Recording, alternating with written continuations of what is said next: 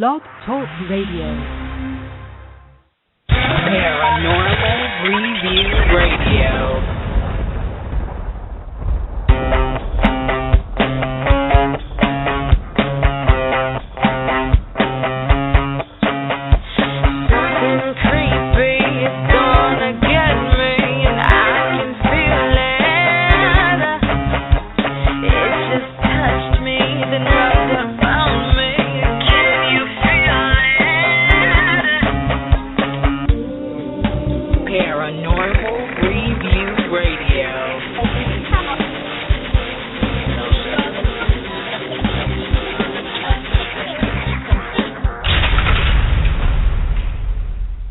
Hello and welcome, everyone. It is Friday night, and you're listening to Paranormal Review Radio, the only radio show without commercials and with more great paranormal talk. Thank you for joining us tonight. I'm Anthony Agati in New York. And I'm Lucy Liebfried in Chicago. Put the kids to bed and get comfy because you're about to have a Paranormal Friday night. Welcome, friends, family, fellow investigators, and those who are new to the field. Do you have a question to ask us or a story to tell? Well, don't worry. You have two ways to be heard. Call into the show and be on the air live by dialing 661-244-9831. Press the number 1 to get your call in queue, or you can type your questions into the chat room. Anthony and I will refer to them during the show. And if you're listening on the archives or on YouTube, well, then make sure you get here on Friday nights live. When you're not listening to us, you can check out our Facebook page and YouTube channel for some cool articles, videos, show highlights, and promotions. And if that's not enough, you can always drop us a line at paranormal.review@AOL.com. It's time for Paranormal Review Radio. All right, let's think about this for a second. According to Business Insider, we spend approximately 608 hours a year online. In that time, we may be shopping for gifts, doing some banking, paying bills, maybe catching up on social media, reading some news, and maybe checking out some of those trending videos. 608 hours a year. That's almost a month out of the year. Each year, we are consumed with online activity. This generation and the ones after will increase these numbers dramatically as we move into a more technological era. With that said, I can remember the time when everything was on paper and in person. Things were simpler, so naturally when we die, things were more tangible and able to be carried into a will or a trust much more easily than what we are facing now. Much of our assets and property are now being held online between banking, businesses, and social environments. Face it, we live online now.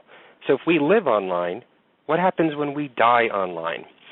Evan Carroll is an experienced designer and researcher. His passion is observing how people interact with technology and using that insight to create user-centered products and services, a passion that led him to study the digital afterlife. Evan holds a Bachelor of Science degree in Information Science and has completed additional graduate studies at UNC Chapel Hill School of Information and Library Science. He is co-founder of the Digital Beyond, the go-to resource about the digital afterlife online at thedigitalbeyond.com. He's also the co-author of an amazing book, Your Digital Afterlife: When Facebook, Flickr, and Twitter are your estate, what's your legacy? Let's find out what happens to our online content and property when we die and what we can do about it. Please help me in welcoming to the show Mr. Evan Carroll. Hi, Evan. Thanks so much for coming on tonight. Thank you so much for having me. I'm looking forward to our conversation. Hi, Evan. When Anthony mentioned your book and this topic, I have to admit that I'm sure not many people out there don't realize that your online life is just as real or as important as your tangible life assets. So as your book is titled, Your Digital Afterlife, what are we talking about when we say digital afterlife? Yeah, that's a great question, Lucy. And, when we talk about our digital afterlives, just think of all the things that we used to do on paper and in tangible form, and think about where they've transitioned. We don't write many notes or letters anymore. We send emails. We Instead of having videos that are on reels or video cassettes, they're digital. Our photos are digital. We bank digitally. We conduct our lives digitally. In fact, we create more digital content than we created tangible content, and for many reasons. And when you think about all this content, that all is your digital life. And it's really interesting because all of the moments you've captured on Facebook because you wanted somebody to press the like button and, and enjoy the fact that you were doing something cool that day, all of that has become a very neat record of your life. And it can, once you're gone, it can be a really powerful thing to use as a memorial.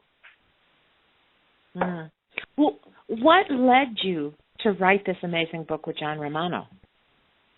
Well, John Romano and I, our colleagues, we were working at the same firm back in 2008, and we paused to consider what was the next big thing. What areas of cyberspace have we not yet explored?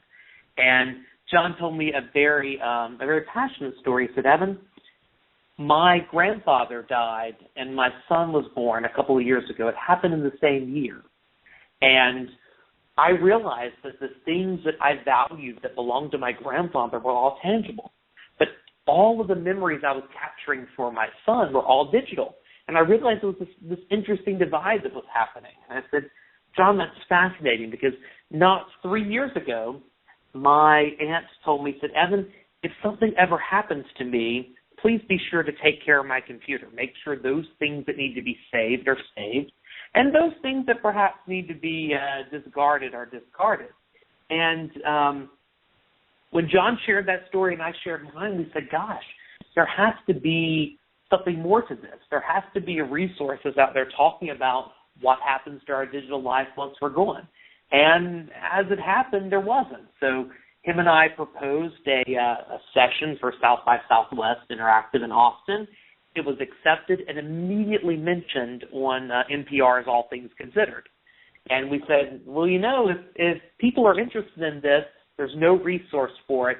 Let's start our website, The Digital Beyond, and that quickly evolved into our book, Your Digital Afterlife, and has been a very crazy yet rewarding ride since then.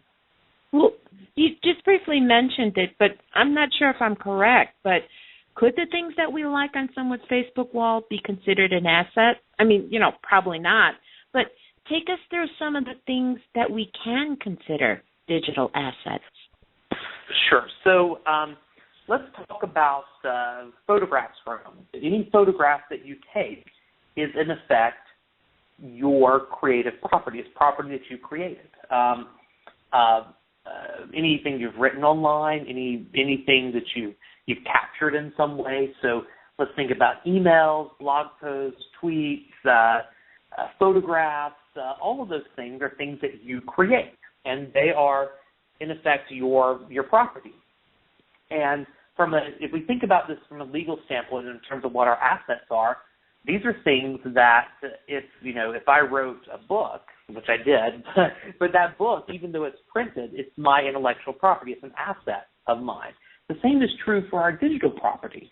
And the interesting thing about digital technology is you don't have to go out and get a publishing contract to have this created. You can do it all yourself online. And so everyone has the opportunity to create digital assets of their own. And these are things that certainly have sentimental value to your family, especially when we think about photos and emails and things like that. But these things have potential to have real financial value as well.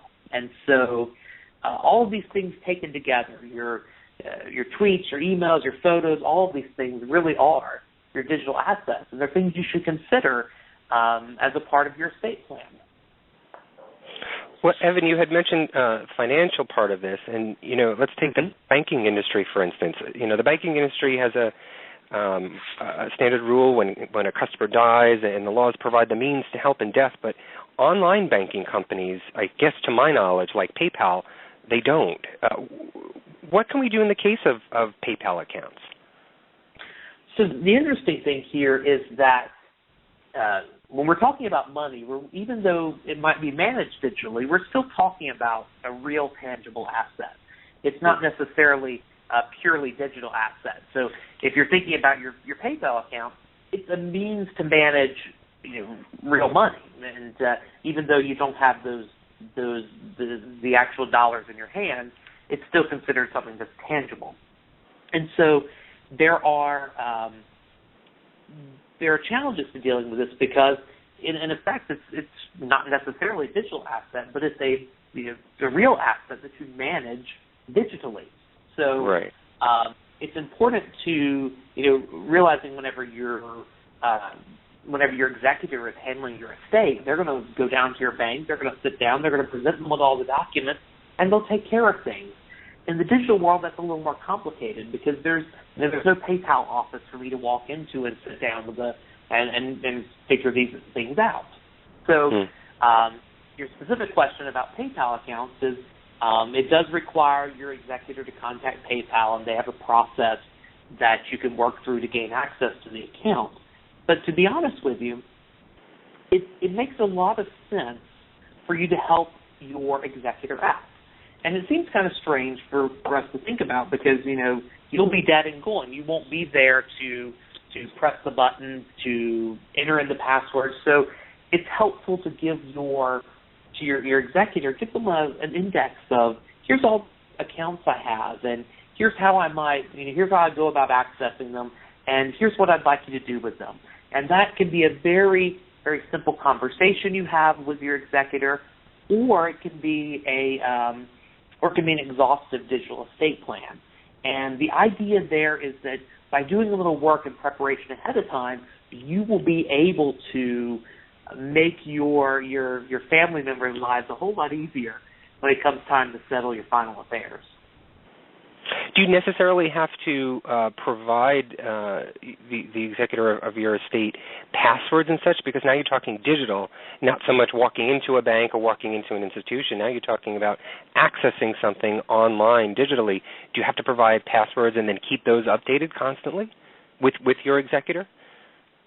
I wish that was a yes or a no answer. And unfortunately, it's a bit more complicated than that. So let's go to an example like Facebook to keep things a little simple here.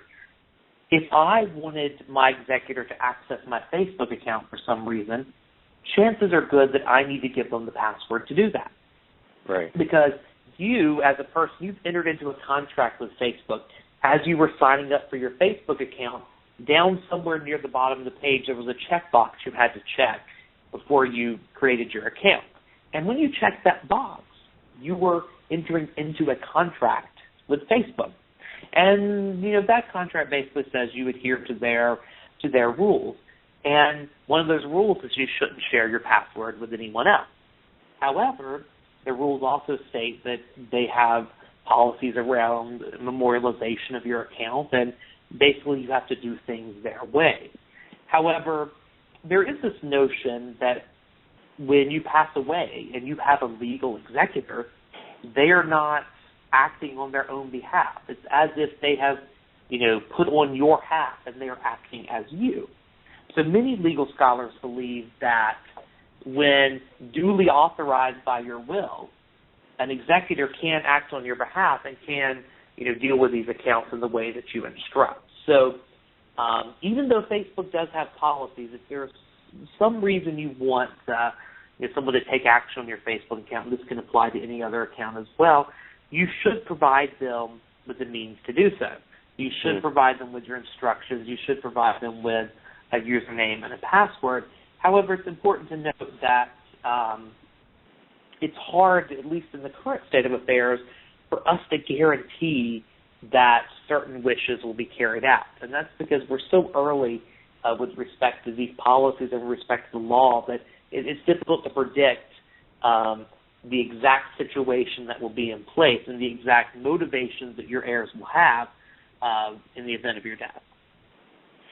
I guess a simpler question to this whole idea of digital afterlife and what we are allowed to do and and what can be helpful and resourceful is laws. I mean, are laws able to keep up with technology now, or do you find that there's some sort of, even though that they may be able to keep up, hopefully in the future, there still may be some gray areas when you're talking about online and digital assets? Sure. Yeah, that's a very, very good and very timely question, because presently in the U.S. we have 8 states that have laws that relate to digital assets. The newest just came out in the last couple of weeks from Delaware. And I anticipate that we're going to see many more laws that specifically grant the executor of your state the ability to manage your digital assets. And a group called the Uniform Laws Commission set up a committee a couple of years ago called the Fiduciary Access to Digital Assets Committee. And they have created a sample law, a uniform law as they call it, that states can choose to adopt. And Delaware is the first state to adopt a law based upon the ULC's work. And many other states are presently considering it. So we're going to enter into a time where many states are going to have state laws on the books that say executors can gain access to your digital assets. So to your question, you're right. The law rarely does keep up with technology, but we're just getting to the point where our digital afterlife here, 6 years after I started studying the subject, is getting to the point where many legislatures around the country are taking up the issue. Well, Evan, by not having things on paper or in a physical form, it could be very easy to forget that these things exist. Have you found this case with most people? The interesting thing is that oftentimes we create online accounts without even realizing it, especially with the proliferation of really easy ways to create online accounts, like the login with Facebook button or the login with Twitter button. We're creating accounts all over the place, and it is difficult to keep up with all of them. So we find that as individuals sit down to consider what digital assets they might have, especially people that I've talked to, initially they might say, "Oh, I don't have anything that's important." And if you ask them a few more questions, you can ask questions like, "So where do you store your photos online?" "Oh, well, those are on Facebook." "Oh, where's your email?" And they might say, "Well, that's on Gmail." And you can, as you have the conversation, people start to realize, "Gosh, I do have a lot of things that are stored out there on cyberspace." So the interesting thing about this is we create digital content very quickly. We almost forget about it. And when we sit down to think about our digital assets, we don't necessarily realize it's all there. And I think that's why it's really important for individuals to pause and consider, what things do I have out there, and what would I want to happen to them when I'm gone? Well, you know what? There is a quote that you have in the book that kind of drove home this subject for me, and it's, "We all die. The goal isn't to live forever. The goal is to create something that will." And I believe it was Chuck Palahniuk that said this. Now, can we ensure that our online presence will live on if that's what we choose? Can we, in essence, become immortal? Yeah, that's a very good question. I often like to look at companies who say they can store something forever. And I say forever really is the F word of the digital afterlife space. Everyone wants to use it, but so rarely is it appropriate to use. It's difficult for us to guarantee that something will last in perpetuity. So,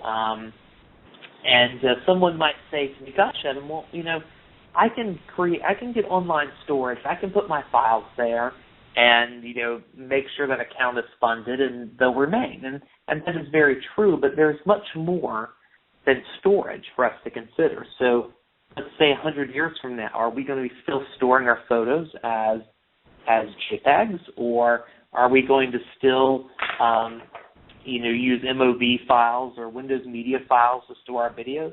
Chances are very good that our file formats will change. And we're going to need somebody to kind of take care of that content, to continue curating it, else it's just going to go into a state of neglect.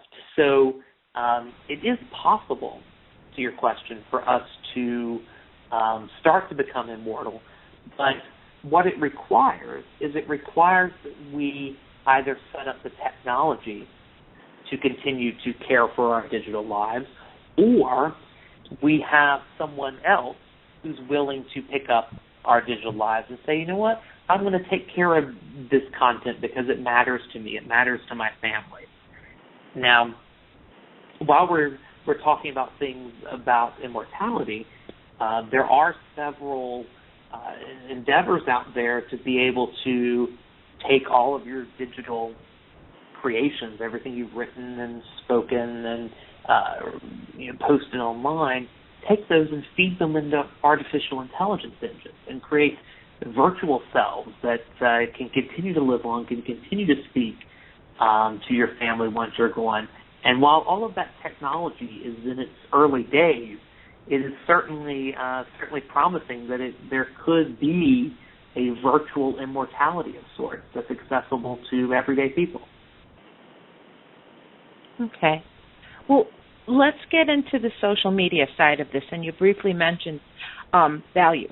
Is there a value to the things that we have on social media sites like Twitter or Facebook other than sentimental? So the interesting thing about our digital assets is that many people immediately say, gosh, everything there is more sentimental. There's no financial value there. However, if we pause to consider some people who might have millions of followers on these various social networks, their ability to share something and have a large audience of people receive that and act upon it is actually quite valuable. So I've heard of individuals that have very large social followings who have considered, well, how do I make sure that the revenue I'm receiving today from advertising companies who want me to promote their products, how do I make sure that once I'm gone, that continues to be an asset, because this is effectively a business that I've built. So I think in the age of social influence, there certainly is financial value to be had there, especially in cases where someone has a significant following and is able to monetize that. And speaking of monetization, there are all sorts of ways that our digital assets, more so than just social media, can make us money in terms of the various online stores that we can set up, the various online marketplaces we can use. There are tons of ways that our digital assets can have real financial value to our families. Evan, I have to insert here because it's so weird and uncanny that we're talking to you tonight, because August is National Make-A-Will Month. And to be honest, I had no clue that was the national holiday for this month when we were setting this up. But one of the things that I never realized before, and I guess in doing some research for tonight's show, I was thinking a little bit more deeper into this aspect of digital afterlife. And one of the sites that I can probably guess a higher percentage that is utilized more so is Facebook, because it is more social in its presence. But I just got to thinking that, and for me personally, as I'm getting older, and I may have an account on Facebook, and I have a child, and my child is maybe 3 years old when I die. And that child was never able to, quote unquote, befriend me on my Facebook wall. And so all of the things and all of the history that I had accumulated when I had first signed on to Facebook, all of the pictures and maybe writings that I have had, will never be possibly known to this child unless legally something were to happen. Is there anything out there that can be done about that sort of side of things? Sure. There's a couple of things that can be done. First, it is Facebook recently changed their policy back in February that when you pass and they memorialize your profile, they used to change your privacy settings such that only those people who were your friends at the time could view your content.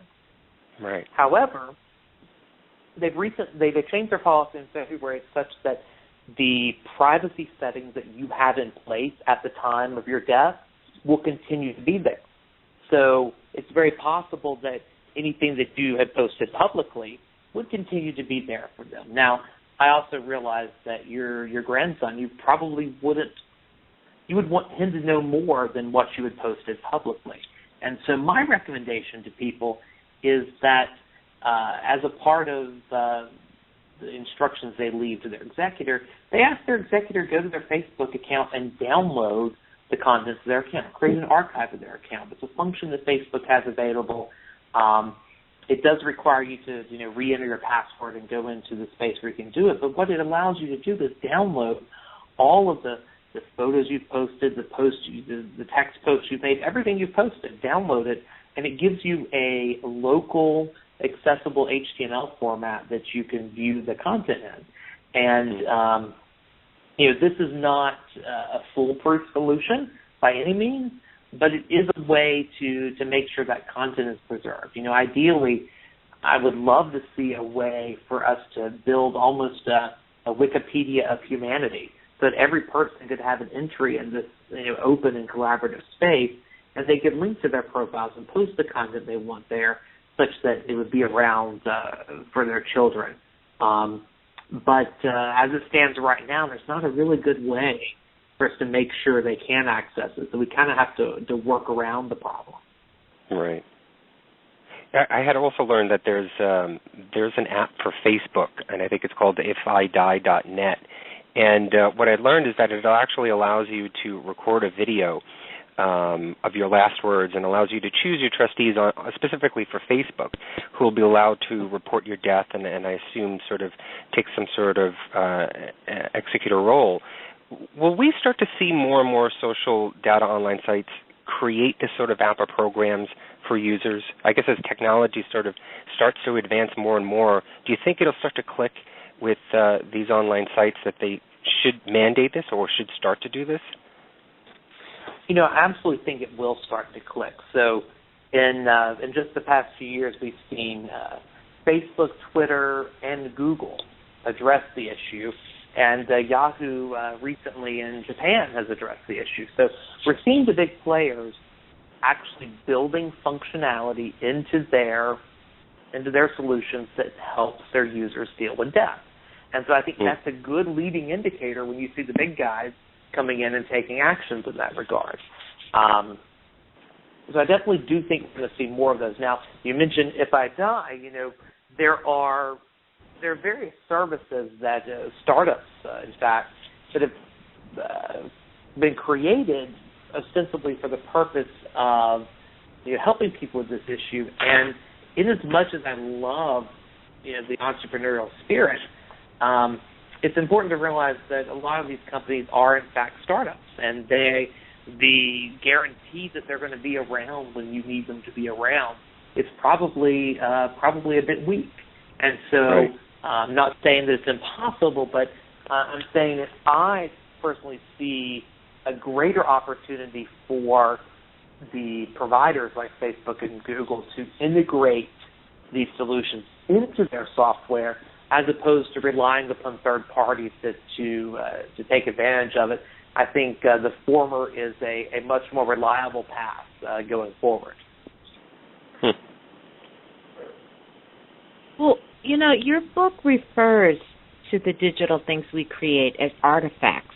So in essence, it's like the idea that we have things from ancient cultures that tell us about their daily lives, and maybe our digital fingerprints in the future will be like ancient cave drawings today.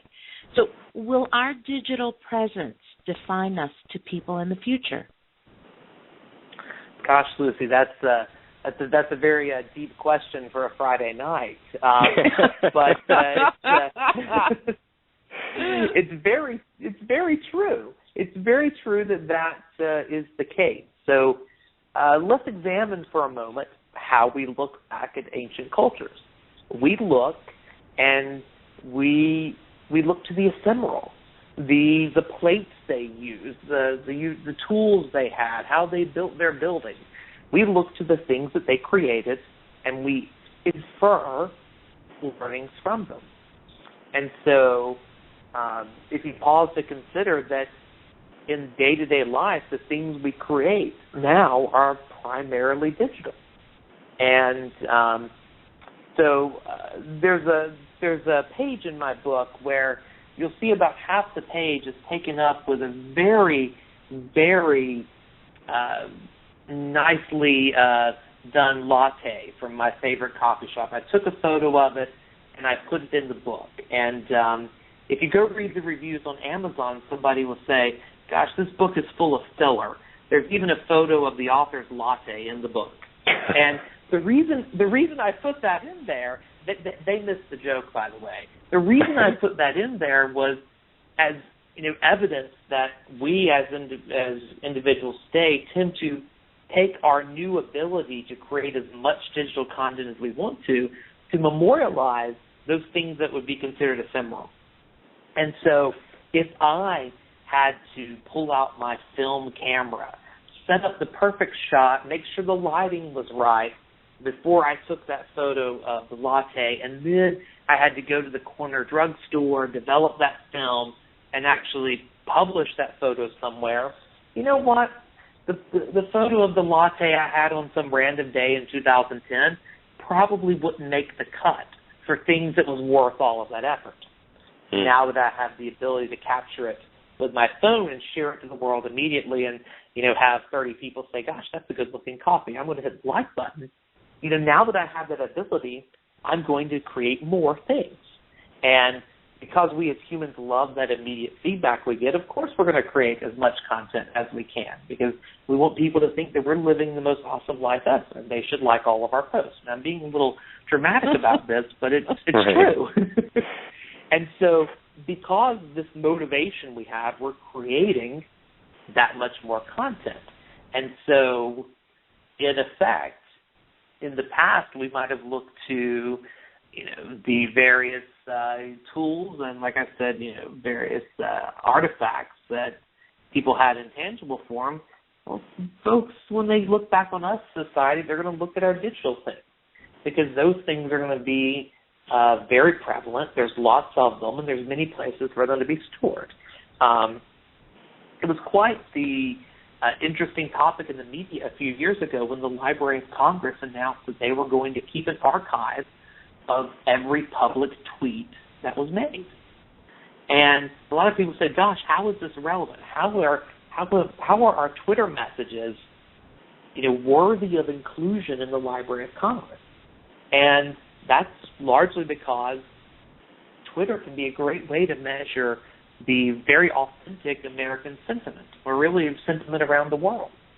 And so, in effect, we are in a time where our digital content will certainly be used in the future to analyze how we thought. But I have a very strong feeling that we live in one of the earliest times where researchers in the future will be able to say, we really have a clear picture of what people were thinking and what people were doing because they had a way of collecting it and storing it for us in ways that were not previously possible. Well, you know what? Do we need to do anything with our computers? Let's say I pass on. My computers, they're either thrown out or they're sold. If there's anything left on the device, who does that belong to? So that's an interesting question. So what we have is the computer, the device, is really an intersection between the digital world and the physical world. So if you'll pardon me for taking a moment, I took a moment to get deep and sort of sentimental. I'm going to take another moment to get technical and legal here. This is quite the different side of my personality here. Switch to the other side of the brain, right? Exactly. So if you're listening, brace yourself. We're going to talk about some technical things now. If we consider how we manage digital media in the past, digital media was always connected to physical media. So let's say I go and I purchase the newest, CD from my favorite artist. I have a right to listen to the digital content on that disc. And that right to listen to that digital content is inextricable from the medium, the CD, that it's stored upon, which allows me to transfer it, allows me to sell it, allows me to do a lot of things with it. With our digital files, they're not tied to a specific device. We can have things that exist in the cloud. We can have things that, exist in multiple copies even. And so when we talk about our devices are another way to store that information. So you asked about the specific ownership of the information. From an intellectual property standpoint, the files that you as an individual have created, they certainly should belong to your heirs. However, if they're on a device that they then turn around and sell, I doubt when you're just selling a computer, you're going to take the time to draw up a very specific legal contract that speaks to the ownership of the digital information on the device. It's just kind of assumed what's on it comes with it. So, but just because it's on that device doesn't mean that's the only copy of it. So, Lucy, it gets a little messy in terms of what, who actually owns it. I would argue, and I think many legal scholars would argue, that whomever has the only copy, if there's only one copy, they probably own it. Although I would imagine that if you had the Great American Novel on your laptop and you had it on your cloud storage, your family finds it in your cloud storage and says, "Oh no, we sold the laptop," I have a feeling that your family would still own the Great American Novel because there was nothing in your when they sold the laptop that said the Great American Novel came with it. So a lot of this comes down to who's going to have that debate at the time it needs to happen. Otherwise, a lot of things kind of exist in a gray area, and unless somebody has a problem with them being in a gray area, they continue to be there. Okay. So in other words, erase those videos. You know what? If you're selling the device, let's get to some practical advice. If you're selling the device to someone, you probably should go ahead and clear the digital content on it. Make sure you keep a copy of those things that you think would be relevant to your family. But let's try to keep things a little clean here. And that's a good practice, even if you don't think there's anything sentimental there that you want, because identity theft amongst the deceased is a real problem, and so we want to make sure that we protect the estates of our loved ones by not letting that information creep out. Mm-hmm. Well, okay. Here's a sad question: what happens to the person who has no one, no family, no one to even claim what they've left online? Then what happens? So, much like the person who chose not to plan ahead and their family chose not to do anything, it's left a chance. Whatever might happen will happen. And so chances are good if they had a Facebook profile, that profile will still be there unless Facebook chooses to get rid of it. So it would be largely abandoned, but it would still be there. As far as the ownership of the information, well, if there's no one to claim ownership of it, there is no owner. So it is a bit of a sad situation. But what I will say is that there is an opportunity, especially with services like Facebook, who I presume will continue to exist for some time, and I think they've had a significant enough impact on society as a whole that even if they do not exist, there will be some sort of archive of them, that, these individuals will have an opportunity to have some of their content preserved. It may not be the exact content they wanted to be preserved. It may not have someone to actively care for it, just in the way that, we see many grave sites who do not have someone to actively care for them. But I do believe there is a chance that information continues to exist. There's also a chance that it may not. But unfortunately, it is a game of chance as to what happens to it. You had talked about email before, and someone in chat is talking about how, if the computer was to be given to someone upon death or sold or what have you, that, jokingly they were saying they may be surprised at what they see. When you're talking about emails, I feel as though that there may be some line that's crossed with keeping matters of the estate private, because a trustee or beneficiary can review older emails and learn things that you may not want to be made public. How do we divide these delicate areas upon your death? That's actually a fundamental question that many people in this space are dealing with. So email, in a lot of legal respects, has been referred to as the equivalent of a first-class letter. When I send you an email, it's correspondence, and once you have a copy of that, you are allowed to keep a copy of that. And however, the interesting thing about email is that with our printed letters, I could only keep so many of them. At a certain point, my file drawer would become full, and I would have to get rid of some of them. And with our email, we don't have to do that. Furthermore, unless we were, particularly sensitive to this, we probably aren't keeping duplicate or triplicate copies of our emails or our letters that we sent, like we do our emails. So unlike our physical letters, our email has both a very extensive archive of things that we have sent or has received, but we also have the detailed log of things we've sent as well. And so you essentially have both sides of the conversation, and you have a lot of it. And so many privacy advocates say, our executors shouldn't have access to our email. There's way too much information there.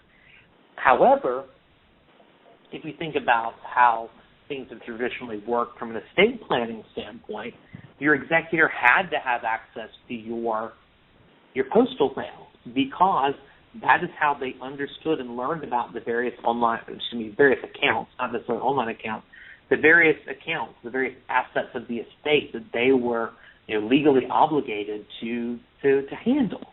And so as we've seen many of our traditional accounts managed online, and the only correspondence we receive is via email, access to that account becomes even more important. And so email is complicated in that we have the emails that have been sent, the emails that have been received, all of those records, but we also have the ability to continue to receive new emails.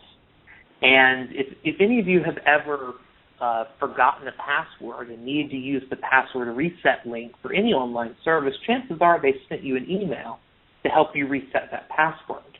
And in many respects, your email is a master key to your digital life. And so on one hand, it'd be really great for our executor to have access to the master key. On the same hand, having access to all of these historical records can be very valuable to them. And then on the other hand, that could be way too much information, and a family member could learn some things that perhaps you didn't really want them to know. So there are two very valid arguments on both sides of this conversation. And that's one reason why I think it's important for individuals to make sure their family knows what their wishes are. Because it's not necessarily going to be easy, at least from a technology standpoint, for us to have a surefire rule that applies and works well in every situation. Well, Evan, as many of our listeners know, I'm a gamer. Okay. So what happens to your online possessions, like in the gaming area, like World of Warcraft or Second Life? So, all of those things, much like your social media accounts, they're governed by terms of service. However, when we get into online gaming, we have some interesting financial value. As a gamer, you know that there are people who build up the powers of a specific character in these online games and then sell it for real dollars to people who don't have time to build up that kind of power and reputation, but are willing to pay for it. And so there's actually some financial value there. And so short of somebody actually somebody in your estate taking advantage of that and setting that up, chances are good that your account will become dormant. I have heard of some very touching and interesting situations where various memorials have been created in online games, and memorial services have happened in online games for individuals who were significant contributors to that community who had passed away. So the short answer to your question, much like everything else, it is an asset that needs to be managed, and probably without your specific instructions to your family, especially if your family, especially if you don't have other gamers in your family, chances are good that it might just go to the wayside, might find itself abandoned to the digital cemetery, so to speak. Yeah, Robin Williams was just, there's a character in World of Warcraft that is a memorial to Robin Williams that just happened this week. But, and you know what? Yes. I was going to say, we interact with people in these virtual environments, Second Life, World of Warcraft, these multiplayer games, and a lot of people think of that as not necessarily serious, but behind each one of these characters is a real person who is interacting by proxy of his or her character with other people. This is still real people interacting, and so I think it's very relevant and very appropriate that you have memorials in this space, because we all grieve in different ways, and I actually find it quite touching that there is a memorial character to Robin Williams in World of Warcraft. Well, honestly, many of us we're probably the first generation to have to think about this. So, where does one begin to prepare for our move to the other side? So, the interesting thing about this, and I love to talk about the interesting things about things, as you've probably heard already, is that as individuals, it's kind of difficult, especially younger individuals. It's hard to think about our demise. It's not a pleasant topic to consider. And I think once you get over the notion of not wanting to deal with the unpleasantness, it's important to understand what digital content you have out there, understand what are the reasonable requests you can make for that content. That is what you want to happen to it, and is that a reasonable request? And then finally, figure out how you're going to make that happen. So, short of many of the new laws we're seeing, and short of many standard processes, right now the very best thing you can do is, as an individual, take an inventory of your most important digital assets and accounts, record how you access it, and figure out a way to make sure that your family, your executor, has access to that information. And this can be an index to your usernames and password. It can be a very simple conversation with your spouse about, hey, this is how you access everything. Or it can be as involved as creating a detailed plan of everything and including the language in your will about, I've left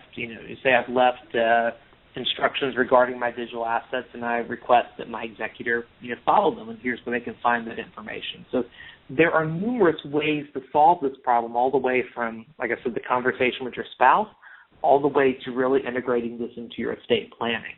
My advice is that you consider the importance of your digital assets and and choose the method that and the level of intensity, if you will, that makes the most sense for you. Yeah, Evan, I recently read an article earlier this year regarding what the digital life will be like in just 2025. And in just about 10 years, they say that experts are saying that online social and economic interactions will be like second nature. And I quote them as saying that it's going to flow like electricity. How do you feel the digital world is leading us? And do you think that it's mostly going to be positive, or do you fear that there may be some negative results? Gosh, I thought we had enough of heavy questions for a Friday night. We found a heavier question. So, as I pause to consider, what future interactions will look like, I see kind of, a mixed bag, if you will. So, there is a certain allure to being in the present and interacting with someone in the physical world. Although, on the other hand, the digital world has opened up so many barriers to us. It allows us to cross barriers presented by geography, and as we start talking about artificial intelligence engines and ways to have a virtual self for people who lived previously, it's going to allow us to cross time barriers as well. And these are some of the very finite things about the tangible world that aren't going to be relevant as parameters in the digital world. And so, personally, I think it's very fascinating to be entering a time where, we can cross time and cross space in ways through the virtual technology that we couldn't do previously. However, with anything, and some people like to say that I'm arguing both sides of the argument here. With anything, we have to consider just because we can do something, should we do something? So let's say that I have the ability to speak with anybody in my family from any time period. Just pull them up on my computer and say, have a conversation with them. And chances are my computer won't look like it does today. It's probably a hologram that's built into my house. I can just conjure up at any time. And the interesting thing is, does that unfettered access to time and space, does that kind of change the emotions that we feel about people? Does it change the way we interact with people? Do I value the time I have with my grandmother while she's on Earth if I know that, after she's no longer with us, I can still, call up her virtual avatar and have a conversation with her? And, I don't have a good answer for that question. The way that technologies and access to things change our society is actually kind of a complex topic to consider, and I certainly look forward to seeing how it plays out. And I encourage everyone, as we create new technologies and new ways to interact, always ask the question: just because we can, should we? And what do we lose, and what do we gain by bringing that technology to the world? Mm-hmm. Well, I told you it would get deep. Well, okay, so since working in the industry and writing this book, have you changed the way you think about death? There's a part of the book, and it's at the end where you have an about the author section, and it's where you have a moment to write about yourself in the third person, which is always an awkward exercise, but you get to say something about why you wrote the book. And John and I, when we wrote that, we mentioned that death is kind of not the easiest thing to talk about at a cocktail party. People look at you a bit strangely, as I mentioned earlier. And I think, me personally, I've become more open to having conversations about death, realizing that, a lot of us spend our lives dreading death because we say, well, that's the end. That's when no longer have control. And I think my perspective has shifted a bit that we should focus on living our lives. And the idea of being able to, for that to be able to be preserved for other people to interact with isn't, morbid or strange. It's actually a very unique opportunity that many generations, unless an individual was significant, rich or famous or powerful, they haven't had the opportunity to be remembered and be memorialized for significant amounts of time. So I tend to focus on life and the ability to preserve life, and not necessarily on the morbidity of death. Now, I've also taken steps on a more practical and less sort of out there perspective. I've taken some practical steps. So I do have things like Google's Inactive Account Manager set up. I do have a list of my passwords available. I make sure that with all the photographs I take, that's a hobby of mine, that I make multiple copies of the ones that I think are really significant and really valuable and I really appreciate, and realizing I'm playing a law of numbers. If I have more copies of a particular photo, chances are better that photo will survive than the photos I only have one copy of. And so it definitely changes your perspective when you start thinking about your digital preservation and your digital afterlife on a day-to-day basis. And I would encourage everyone to consider what they want to happen in their digital assets, and take steps in their life, no matter how significant they may be, to secure it in a way that makes sense for them. Well, since our show is all about the paranormal, I just have to ask you, Evan, do you believe in an afterlife? Spirits, ghosts?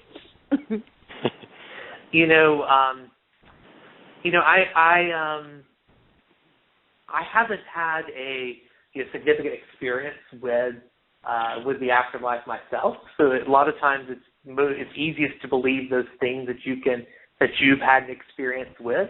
I do believe that there is an afterlife for us as humans. I do believe. I'm not sure that it will be as a spirit or as a ghost, but I do believe that as long as we as individuals are remembered in some way, as long as there is some place for our spirits to go once we're done living our life here on Earth, as long as those things are true, there absolutely is an afterlife. And there are varying degrees of acceptance for what one would consider the paranormal, and I would argue that as long as we as individuals continue to remember people of the past, and as long as they continue to have an impact on our lives, then there absolutely is a presence there, whether it's something that we can measure or feel or record or not. There certainly is a presence there. So I realize I kind of took that question in a different direction, but I do believe that there is more than meets the eye out there. Well, you know what? This has been so great to talk with you, Evan. And I hope that our listeners were able to learn a few things that may help them in their own digital afterlife. Where can our listeners pick up your book or check out your future projects online? Sure. So I run a website called The Digital Beyond, and that's thedigitalbeyond.com. You can find all of my writings there. You can find links to our book, Your Digital Afterlife, there. It's certainly on Amazon as well, and but that's really the hub where you can find me. You can find all of my content, and feel free to fill out our form there and reach out to me if you have any questions. I try to answer every email I get. Wonderful. Thank you again, Evan. You know what? We wish you the best with the book and all of your ventures, and hopefully our digital content will be more secure after tonight. I certainly hope so. Thanks so much for having me tonight. Thank you, Evan. Thank you so much. Have a great weekend. Good night.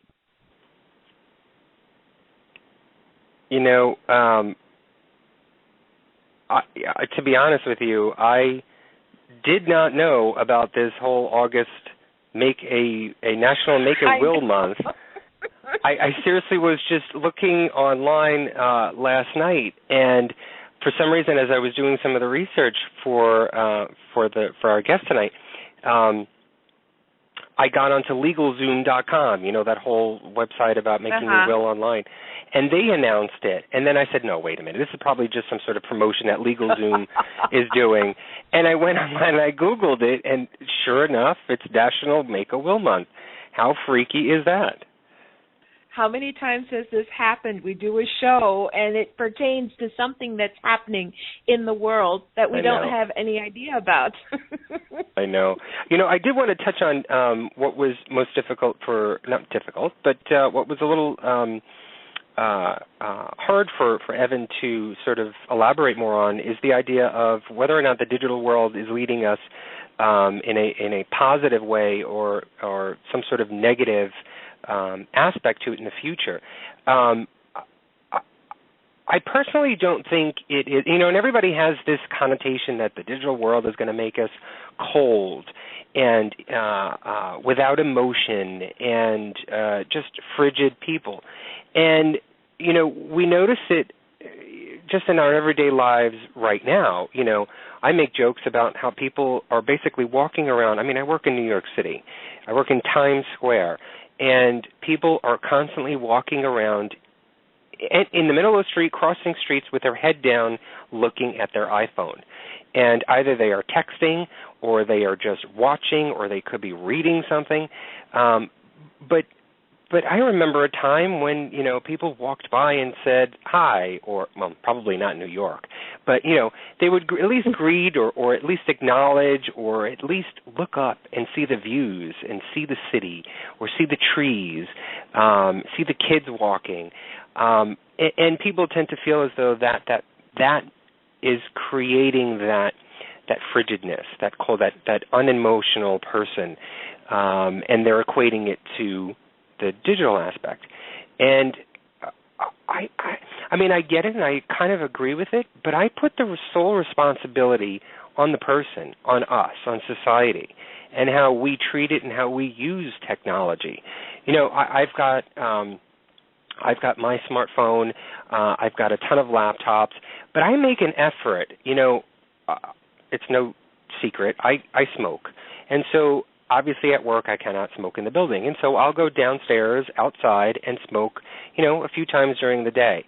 And I even notice when I'm smoking, there's usually this little clique of people that will gather around and smoke together.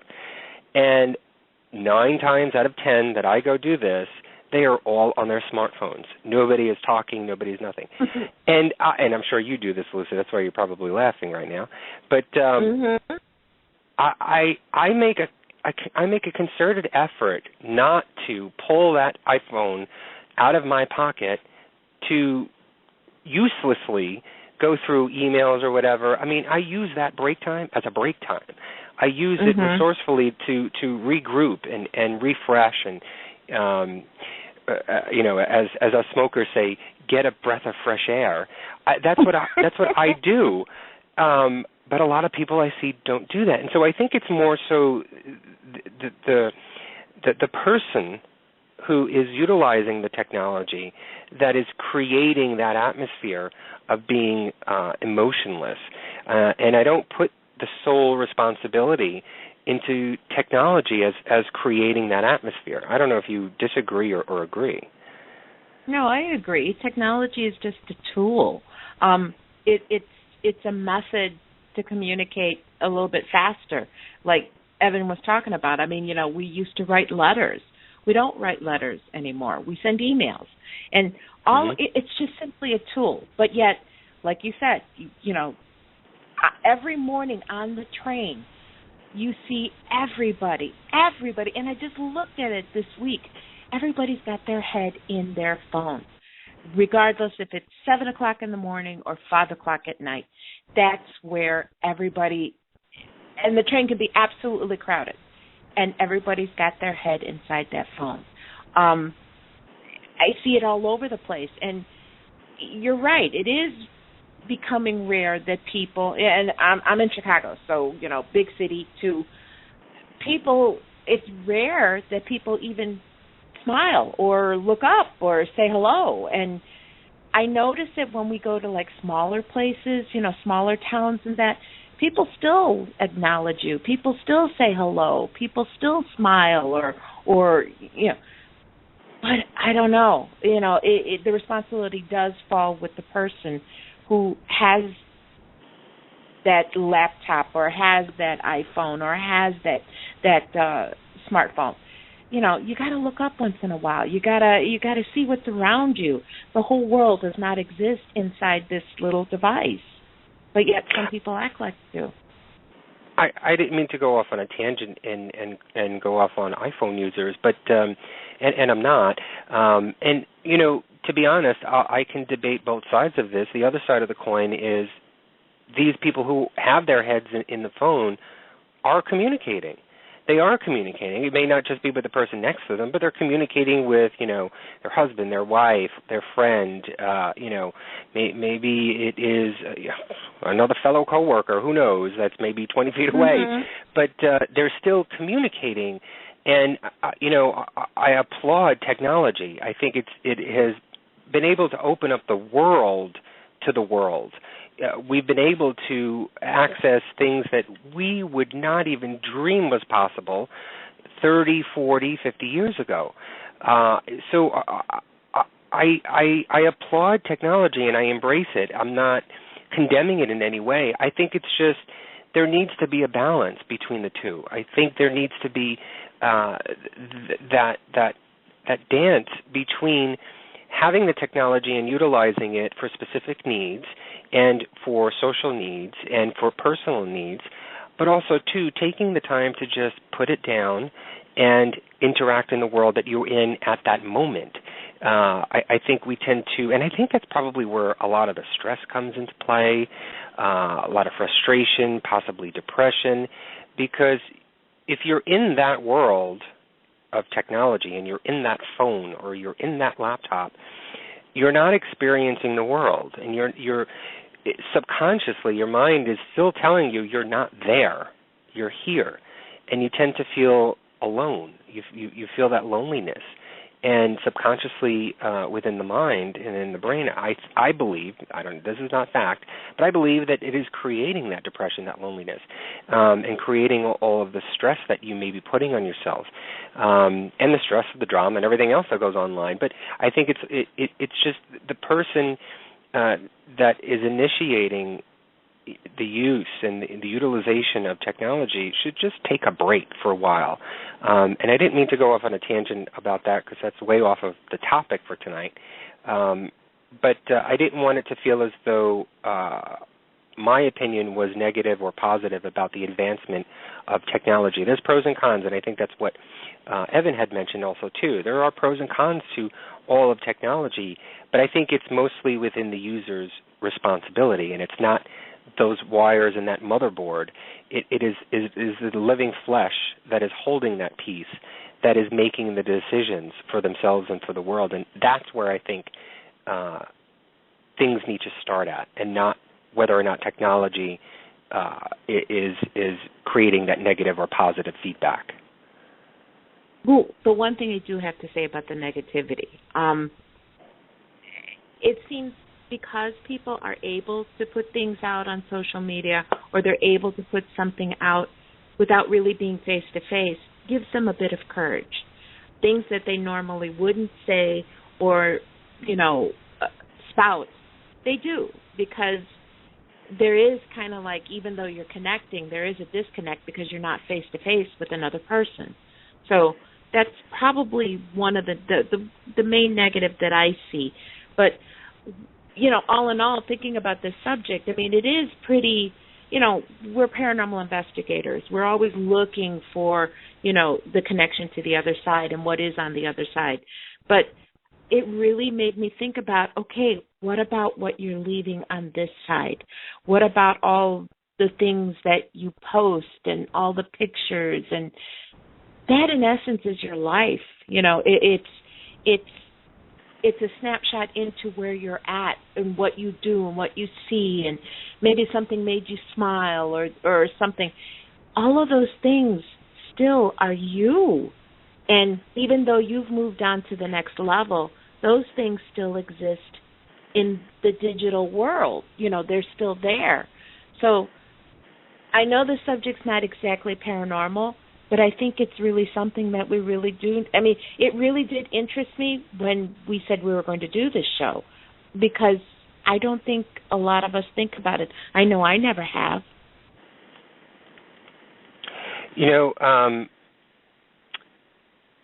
When I was doing the show, one of the things that stuck out in my head basically, because I had watched a show on CNN with Morgan Spurlock. I think it's called Inside Man, and he had went.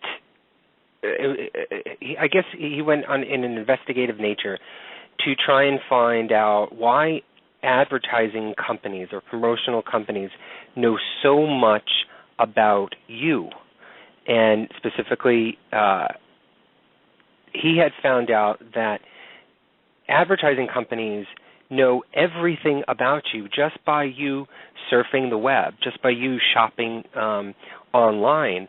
And they know all of your habits. They know addresses. They know where you work. They possibly know even deeper information, could be Social Security numbers, all credit card numbers, all of that information. And so I got to thinking that here we are struggling to figure out, when we die, how do we get that information to our loved ones so that they're able to recoup any of our assets that's online? How do we get that information to them? And we had talked periodically throughout tonight about some certain softwares and websites. I think there's one called Secure Safe that you're able to fill out all of your passwords and all of your online life and information and where you go, so that all of that information is stored, and you give your beneficiary just this one piece of information, this website and password, and it gets you all of that information. But I'm thinking, hey, wait a minute. If these advertisers know all about us and where we go and what we do, what software are they using? What kind of investigative programs do they have that we can't utilize or can be utilized for keeping our information and our data and our assets, financial or sentimental, to be able to keep them after we die? And I didn't do any informational research into finding out what that is, because I probably won't even find out how they get all that information. But it created a question in me: is how can they do it?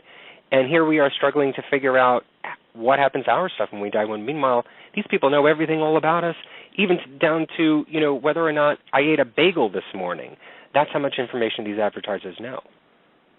Well, one of the things that I noticed this week was certain things that I never really noticed, but some of the ads that are popping up, like when I went to different sites, I just happened to go to a clothing website, and I was looking at some items. I get on Facebook, and all of a sudden, there's ads from that particular website. So right. There's a record somewhere of what I'm searching, what I'm looking at. And then when we were talking about email, maybe there's emails that you don't want, your family to look at. But yet, there's also talk about, privacy and the things that the government can look at your emails, that certain factions can see everything that you post online. So where's that balance of the things that we want to save for our family, and yet here's all these things that we have online that we post and we write that someone else already has access to. They can see everything that we do. Right. Where's that balance? I think hopefully, and as we've talked tonight about it, we're in the infancy stage of this whole thing. Technology has been around for a while now. The internet, you think, may have been around for a long time, but it really hasn't. It's still in diapers, really. And we are, whoever is utilizing the internet and online social media, we are the first users, no matter what age you are. If you are 10 years old or if you're 80 years old and you're using online programs and sites and buying stuff digitally, that we are all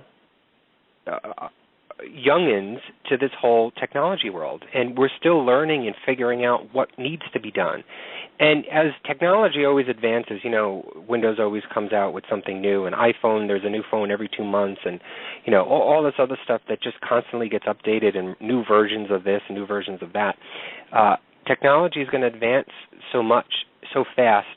I can guarantee you, within the next 10, 15 years, that what you have on your desk right now, or on your lap, or that's attached to your ear, is not going to be anything like it in 10 to 15 years. And who knows what information that you'll be able to gather at that point. I mean, what I've been able to gather and all of the stuff that I do online, I think is fascinating. I think it's amazing that we're able to do all of these things.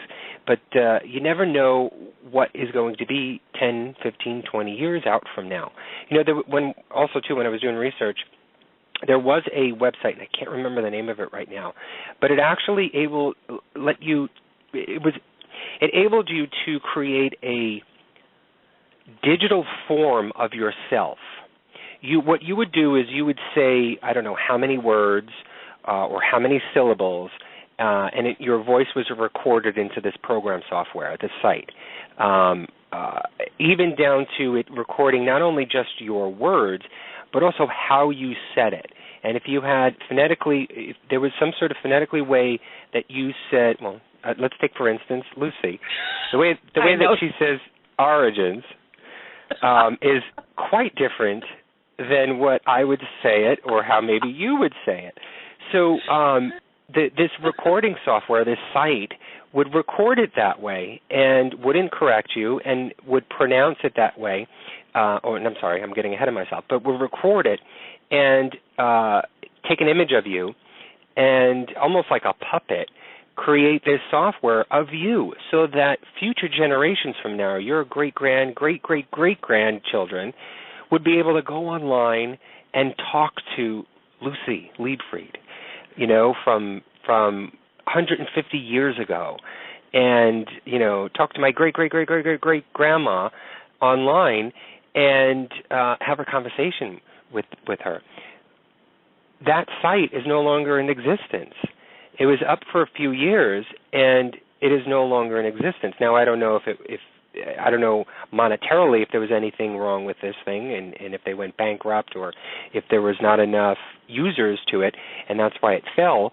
But a lot of the things that you may be doing now to secure your online data information and assets may be obsolete 5 or 10 years from now because of either program shifts or the way that data is collected, or even, as Evan was talking about, we may not be saving our pictures to JPEG anymore, or PNG files or anything like that. It may be completely different.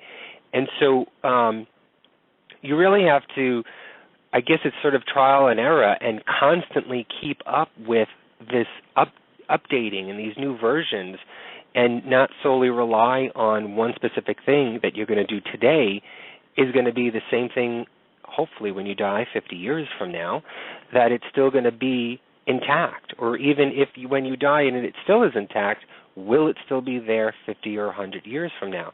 I don't have the answer to that question, but it just makes you think digitally and online, what can be saved? What legacy can be left for you if things are constantly changing? Well, I think there are physical backup is still a good way to do it. That is good, but my question that went back to what happens to the person that doesn't have anyone who can go through that physical backup, that can go through your online accounts? What if you die alone and you have no family, you have no one close? What happens to that? Does that life online just kind of like goes away. No one knows. I mean, the things that someone could have written the most brilliant short article and posted it online somewhere. And, yeah, it may exist online at that site, but there's no one knows about it. It's just there. See, those are the things that I thought about. People laugh at me, and I sort of, I don't know how to say this. It's not going to be harsh, Lucy, but I negatively think about you when we do the show every week because, no, not in that way.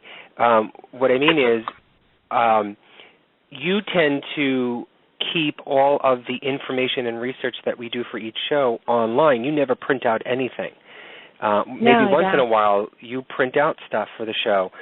And if you can hear it, I have paper in front of me. I'm just old school. And I don't throw this paper away. I have binders and folders of this that I cannot fit anymore at my desk and on my shelves. But I feel the need to do it because it to me it feels secure. I don't trust my computer, but also too,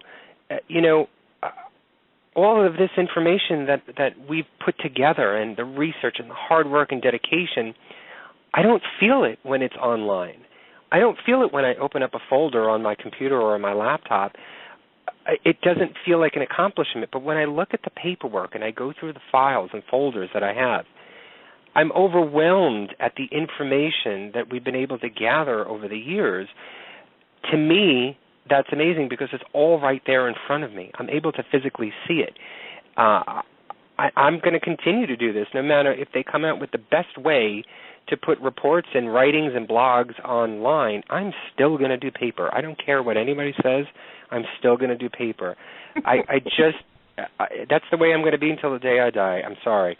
But I feel that going this old school style, it gives me more respect for the things that we do and the things that we think about and the thoughts that were once in our head are now on paper, and it feels more real when it's here in the present, when it's in this three-dimensional world, than on digital files somewhere where it's zeros and ones. Basically, it comes down to that.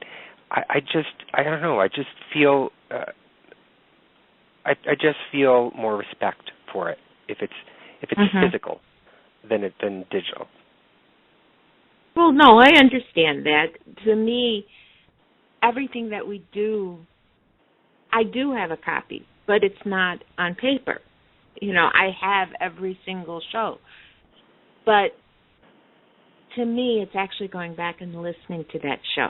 Like, I'll listen to the show again. And it always strikes me how much research we do and how much is there. To me, it's the audio. It's listening to what we've put together.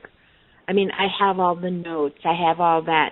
And that's all part of, like, maybe building it. It's like baking the cake. It's like the notes and everything to me are the flour and the sugar. But I like the cake. I like seeing what we put together. And to me, that's what I hope, once I move on, these shows, the audio that's there, is going to be part of my legacy. It's going to be part of what I leave behind. Hopefully, 20 years from now, maybe someone can listen to it and they'll say, "Oh wow, they really did have a great show," or But to me, it's like it's the end result that is where all of that comes into play for me, and that's the part that really gets me. That's the part that really impresses me. All right, so now that we've done this show tonight, have you thought about changing anything or doing anything or starting anything in regards to any of your online information for your beneficiary? Yeah. I mean, first thing is I know I have to gather together what sites I have accounts on. I mean, I don't even think I know offhand how many sites I'm logged into. I mean, personally, and even for the show, we have so many logins and sites and everything like that. And then I think about just so many things that are digital. Tax returns. I have PDFs of everything. I don't, I have physical tax returns up to a certain year. And then after that, they all become digital.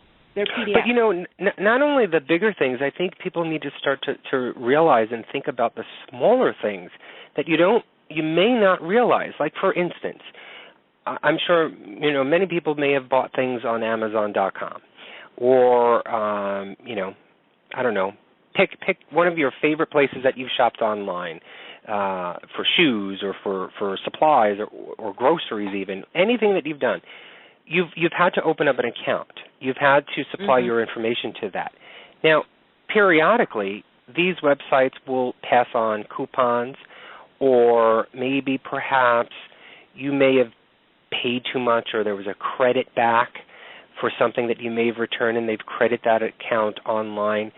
Your family doesn't know about that if you've never told them, and you don't realize that is an asset for you. And so if you were to die tomorrow, those coupons or that refund money that is sitting in that account is unused finances. It's unused financial income that you should be receiving. And if you have passed on, then it's your beneficiary's receivement of that, of those benefits. And so those are the things also, too, that people should start to think about. Not just so much, I've got this and I've got, this account done and, here's my blogging and here's my Facebook and all of that other stuff. But I think it's a lot of the things that we, may take for granted and you don't realize all of the places that you've even shopped before that you may have financial income sitting there waiting, and if you pass on, where is that going? It should be given to your beneficiaries, and you don't want it to be lost. You don't want it to be given either back to the company or to the vendor, or you don't want the government to be taking that money from you. That's well-deserved money. That's dollars that your family members or friends or whoever you leave it to should be able to gather from it, or whoever you want it to leave it to, they should be the ones that, is put in their pocket and not in the pockets of some stranger. Well, I think the biggest thing that I thought about was like in terms of my own family. My parents, both of them died 6 months apart, over 30 years ago.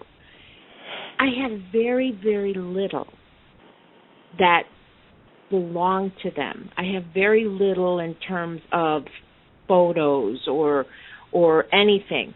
And I wish they would have had a Facebook page, or I wish they would have had an Instagram account or something, a Twitter, just so that I could go back. I mean, the research and this book really brought to mind about what you want to save and what you want to leave. And I think the first thing that really struck me were photographs, pictures, even stupid little posts. I mean, their thoughts. In my own life, I wish I would have had that for my parents. That probably would have given me a lot more insight into who they are. I mean, I know them from them being my parents. But what about those times that maybe they had a random thought, or maybe there was some kind of cause that they believed in? I've got nothing. And this show just got me thinking about that. What do I want to leave to my son? What do I want to leave to the world after I move on? Well, I think you've just, put an exclamation point to the fact that we need to be more communicative with the people around us at the moment and at the time, and put those cell phones away. Take that time and that breather and, getting that fresh air and living life and experiencing and communicating one-on-one. You'd be able to understand who people are and how they act and how your family members are. You may be able to sort of feel that way. When my grandmother had died a few years ago, well, no, I'm sorry. Before she had died, she was ill, and I know she was getting old, and I was very close to her, and a lot of the things that I made a concerted effort in doing is visiting her every week. And, she loved it because she didn't get that many visitors anyway. And, she never made dinner. She always loved to cook. And when she's home alone, she never made dinner for herself. So if she knew I was coming over, she was ecstatic because she got to cook. So I would go over there once a week, at least once a week, and I'd sit there, and I made an effort to ask questions and talk to her about how, what was her first job? What did she like to wear when she was younger? I did all these stupid questions that now I'm so glad that I did because I got a better understanding. Now, obviously, you said, you wished your mom had Facebook. Obviously Facebook wasn't around back then when right. they were younger. But, that's the quote-unquote Facebook that I created within those conversations and that communication. Even so much so as my grandma is famous for making pierogies in the family. And so I made an effort to go over there one time and watch her do it. And I wrote down the recipe for it. And I have the recipe here in my house. I'm able to create it, maybe not the same way. I did it once and I screwed up the dough. But the filling was good.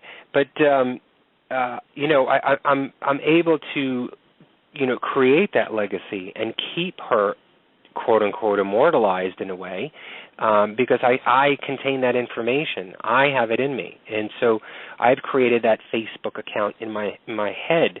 But it's not that I don't trust online and digital and all that stuff. It's just if it's not in front of you, you don't. If it's not in your mind and it's not in front of you, it's pretty much non-existent because it's online. It's digital, and I don't feel personal about that. I need to have that information here in my head, or in front of me, or on paper.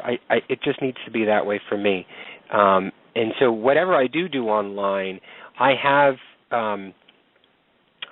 a piece of paper that has all of the major websites that I go to, that I need to go to, or that I just have socially, and all of the passwords and everything. And so it's readily available. If I were to die and people will rummage through my paperwork, they'll find it. They'll know where it is. I don't have a will, unfortunately. I don't. But it's gotten me thinking maybe I should. Maybe I should have a will and get those matters in effect because who knows? There could be financial information that's there that could be given to somebody that I want to leave my assets to. Mhm. Well, it also got me thinking too. Once I get on the other side, is there some way that I can get into a computer to communicate? You're going to haunt people. You don't need a computer to haunt people. Yeah, but it's just one other way to do it. Just do your Native American dances and do some, I don't know, magic. But, I mean, I will be honest, it was kind of a hard subject to think about because, it's not so much that going to the other side is difficult. It's just, it's going to happen, and it happens to all of us. It made me think about the ones that you leave behind. And it's what are you going to leave them? It's not so much about the money, or it's not so much about, the china cabinet, It's more about who you are. And it's more about, I guess basically it is. It's who you are. It will you be able to leave who you are, what you thought about, because we put them, we get online, we end up posting, and we do this, and we post pictures, and yeah, that's what you're thinking, and that's what you're doing. But how do we ensure that the ones that we love will have access to that and to still be able to see it? That's what it made me think about. Well, Evan had said it, don't think of it as a morbid thought of creating this will and thinking about what happens after death, don't think of it as being morbid. Think of it as preserving life.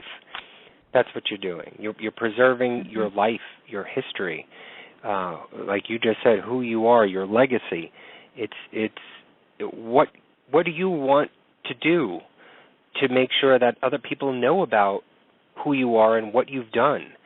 I think it's sad to know that if someone passes away, they're forgotten in the next day or the next year, and they may have contributed so much, either orally or written down or physically.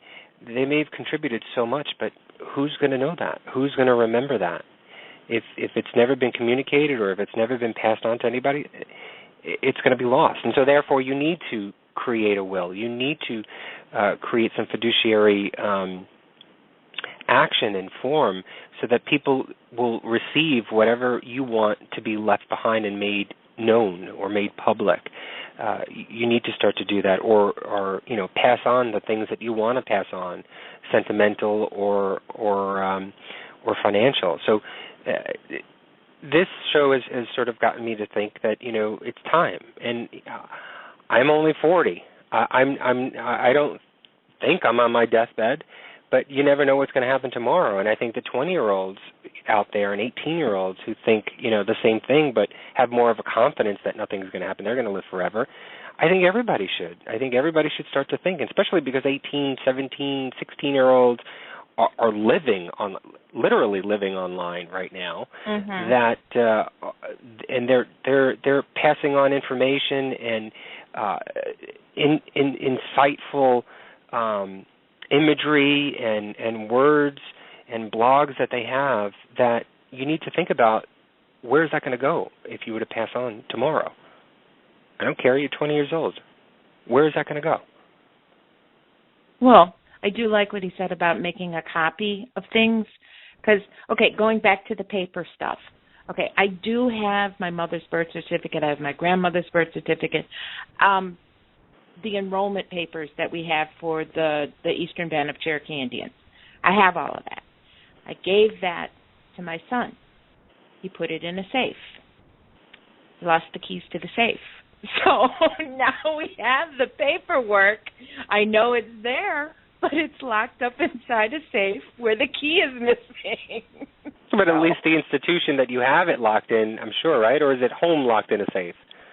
It's home locked in a safe. Oh. Well, you can always use dynamite. So that's why I'm a little bit more prone to making a copy of something. I mean, I literally, and I joke about it, my life is on a flash drive. I have things on the computer, but, the important things, they are on a flash drive. I mean, I have them. I have copies. But, that's the difference. I mean, you like to have things on paper. There's so much that, like you said, you don't have room to keep all this stuff. And there's so much. I mean, most of us expect to live a long, long life. We're not expecting to live a short life. So, I mean, I wish I was one of those people that could journal every single day and write down all my thoughts. I think that's a wonderful and brilliant idea. But when you do that, well, that's what Facebook and Twitter is for. But to actually have written words that you've done, I think that's beautiful and brilliant. But I don't know if I could do it. I really don't. But I think it is a beautiful thought. It is something that's good, and it's going to be there. It's going to be your legacy. It's going to be who you are. And that's one of the reasons why I've been working on a project for so long, and I've been putting it off, and it's changed, and thoughts and ideas have changed, but I'm still working on this project, and my hope is that once it's finished and complete, that I'm hoping that it because it will be complete, it would live on, and it will be in a directory somewhere, in a library, whatever, It will be there for someone to read, and hopefully that 50 years from now somebody may say, oh, what did this Anthony? I could think about whatever. I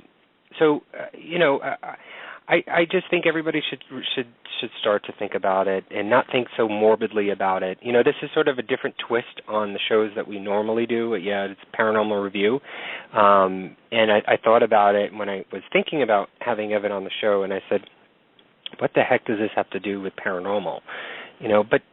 But it does. I mean, it's a thought about afterlife. It's a thought about not only digital afterlife, but your afterlife. If you don't believe that there is anything after you die, or that there's no communication with earthbound people and spiritual souls, that at least you've been able to create a remembrance of who you were, and so that's sort of how I've tied it to this whole paranormal aspect of things.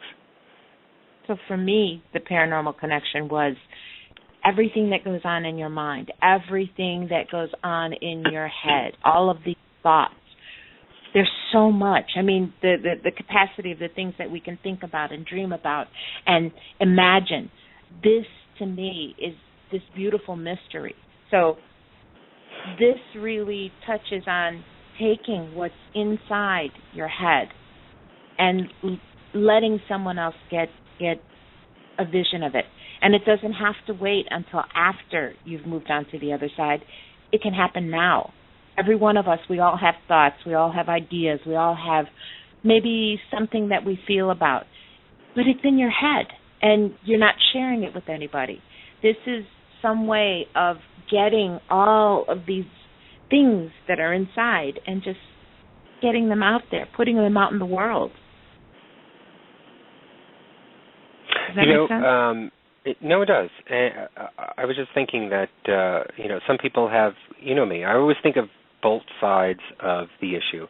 Some people are thinking, well, what we have here is pretty worthless compared to what is expecting or what we will be expecting once we do cross over. All of these, the pictures that we do and blogging and blah, blah, blah, blah, and whatever. It doesn't mean anything to us. It would probably be so minute once we cross over, because my belief is that we're going to find out, what the true meaning of life is all about, and on to this next adventure that we've been invited to. That all the stuff that we have here on Earth is useless. It's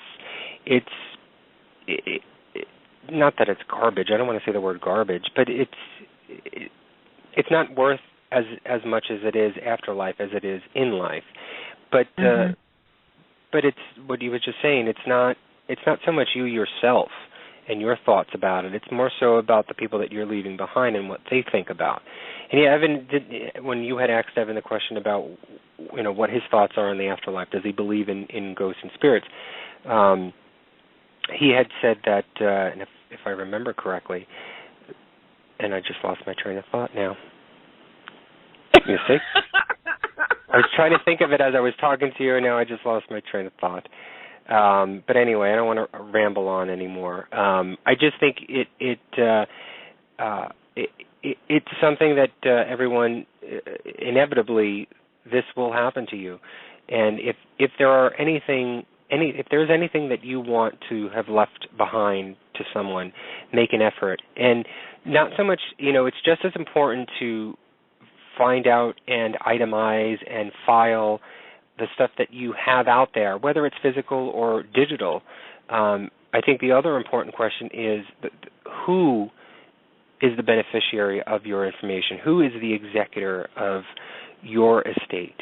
Who will be that person? I think that's the other important question that you have, because you need to trust that person. You need to make sure that they're going to do good with it, that they're going to follow through on your instructions. That's the other thought that you should also think about, not just what you have to be passed on, but who you're passing it on to. That's the other important question. Okay. Okay. Anything else? Okay. No, you know what? Are you gonna make a list? Are you gonna make a will? Are you gonna do anything? Well, it's hard to make a will when you don't have anything, but I definitely want to start making a list of the sites, the things, especially, doing the show and stuff. I mean, I want the ones that are behind, in my family, that I want them to be able to see the stuff, to hear the stuff, the things that we've done. I mean, I don't want it just to go away. I don't want it to be out in space somewhere. Well, wait, I just want to interrupt you because you just said before, as you started this paragraph that you're talking about right now, that you don't have anything, so there's really nothing to do. I'm sure, let's say 1,000 years ago or 1,500 years ago, people who ancient civilizations that had created stuff on cave walls or made flint spears probably think, I'm just making something out of a rock. But here we are, we've got these pieces of artifacts in museums, and people are oohing and eyeing over it because it tells a story. Just that little piece of rock that somebody made into a triangle shape to either hunt and kill or to carve things out of. You're amazed at a lot of the things that you've seen online. I know I am, and I'm sure people who are listening have thought the same thing too. But if you really think about it, what is it? It's a piece of flintstone, or it's a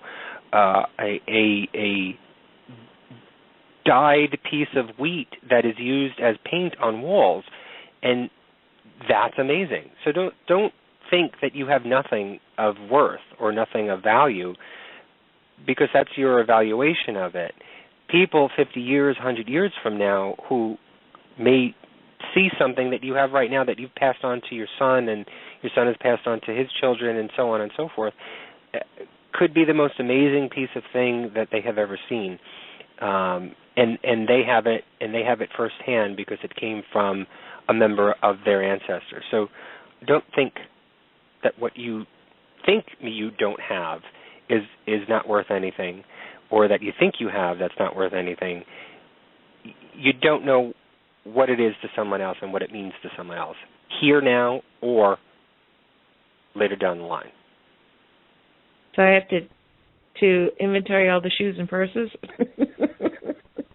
Hey, if that's what you have, then inventory the purses and keychains and whatever else you've got going on over there. No, I'm taking the keychains with me. Okay. All right. So it was an interesting topic. It was an interesting conversation with Evan. I want to thank him for coming on the show. Go get his book, Your Digital Afterlife. You can go and check out his website, thedigitalbeyond.com. You can probably purchase his book from there, or you can go on Amazon.com and catch it there. I think it's interesting. And even doing some research, I was on YouTube and checking out some speeches and lectures on the topic, and it's really interesting. There was one that had a lawyer and someone who also was in like Evan's field, who had written about the topic of digital afterlife and assets. And it was interesting to have them both talk about things in regards to both sides of it, legal-wise, and then also to sentimental. It's just it was an interesting topic to research and talk about, and it didn't change the way that I thought, but it certainly made me think a little bit more about not only just what I have physical here, but it made me think about what is in that cyberspace world that you don't realize could be worth something, either both financial or sentimental, that you may want to have recorded and pass on. So thank you, Evan, for coming on the show and sharing all of that with us. No, that was great. I mean, I do have to tell you, I mean, this topic, like you said, it's not the usual. And I hear what you say, and I heard what Evan says, not to look at it morbidly. But to me, it did make me a bit sad. It did make me think of, moving on. And I don't know. I'll be better, but I know it's something that needs to be done, and it's something that I have to address. We all do, and I'm going to have to do it. So, but a big thanks to Evan for coming on, and he's really, really pleasant person to talk to. Yeah, I mean, I've seen him on other interviews. He was on PBS, I think PBS NewsHour. They really didn't give him enough time to talk, but I've seen some online news journal sites where, I see his answers in print from other interviews. But he was a really fun guy, and he's a young guy, young gentleman, and it's interesting to hear a young person talking about this and really thinking about it, because you don't hear it that often. So I applaud him for getting into that field. Okay, so how about we move on? You got anything else you want to add? Nope, I think that's it. Okay. So let's go to the Paranormal Review Radio Fan of the Week. And this week, it is Greg Halupa of Richmond, Virginia. Greg likes Gemini 5. He likes Kiss, Teresa Caputo, Pit Bulls, Bud Light, and, of course, he likes Paranormal Review Radio. Thank you, Greg, for liking things on our page. Thank you for being a fan. And thank you for being part of the Paranormal Review Radio family. Thank you. Yeah, congratulations, Greg. When you were reading his likes, I'm just picturing Kiss and Teresa Caputo and Pit Bulls and him holding a Bud Light in his hand. That's such a strange, that was awesome. strange vision, but I love it. I love it. So congratulations, Greg. And don't forget, if you want to be a Paranormal Review Radio Fan of the Week, just like us on Facebook or subscribe to our YouTube channel, Paranormal Review Radio. Okay. Well, you know what? When you wake up and you grab that first cup of coffee, you open up Facebook. You might want to consider what might happen to your post should you move on to the other side. Not all of us will be blessed with the time to make preparation. We won't know the time of our crossing until it really happens. But we can prepare in advance if we choose to. While it may sound a bit harsh, we need to live every day as if it's our last one, by living, loving, and showing kindness to everyone that crosses our path, and prepare for the things that we want to live on after we are gone. We do want to thank Evan again for making us think tonight. It was very enlightening. Now, tonight we talked about death and just one of the things that happens after it occurs. But when we're faced with trauma in our lives, we can also suffer what is called soul loss. In the shamanic view, soul loss is the primary source of illness and imbalance that results in a loss of personal power. It is a protective mechanism that helps us to survive traumatic events. How do we reclaim our power? How do we recover from the trauma, such as death or the breakup of relationships, physical trauma, such as assault? Constanza Morningstar is an evidential psychic medium, and she's dedicated to proving the continuity of life beyond death. Quit laughing at me. In her mediumship readings, she is a gifted spiritualist teacher who will be joining us next Friday night to talk about soul retrieval. How can we take back our power after trauma? If you have suffered trauma or you have a loved one who has suffered, please do not miss this show. We want to thank everyone listening, whether it's during the live show or in the archives. We love you all. Thank you, Anthony, for being the best co-host in history. Future civilizations will know it from our archives. Oh. So until next week, Parapeeps, live like an immortal and have a paranormal week. Good night. Good night, everybody. Paranormal